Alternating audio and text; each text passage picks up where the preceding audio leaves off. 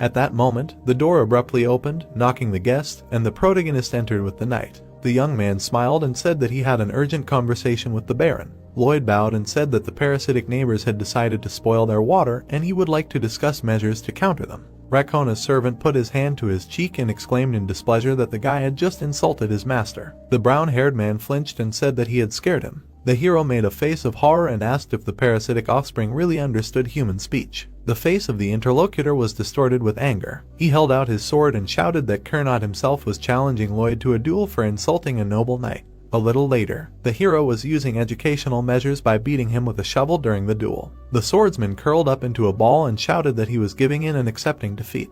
The man, in tears, held out his hand and asked him to stop. Lloyd sighed and agreed that he had had enough too. The boy abruptly resumed the beating, declaring that the Baron deserved another lesson for his rudeness. Arcus, smiling happily, said, "Oh, this bully son." The duel was over and he still continues. Xavier glanced sideways at his master and thought that he had never seen such a happy face on his master's face before. Evening of the same day, the enemy estate. The wounded Kernot stood before his lord with his head down. The Viscount looked angrily at the servant and shouted that he had sent him to resolve the issue, not to return like a beaten dog. The man muttered that he was very ashamed. The nobleman thoughtfully twirled his mustache and said that it was even good that the servant returned so beaten. Kernot looked at the gentleman in surprise. The Viscount leaned on his hands and decided that the only chance to deal with the Baron was to file a lawsuit for assault on a nobleman. He bared his teeth and said that 3, even 4 years would be needed for the proceedings. The protagonist stretched his lips into a sinister smile and said that this was exactly what the enemy thought. The young man frowned and resolutely exclaimed that Frontier would not let their efforts go to waste.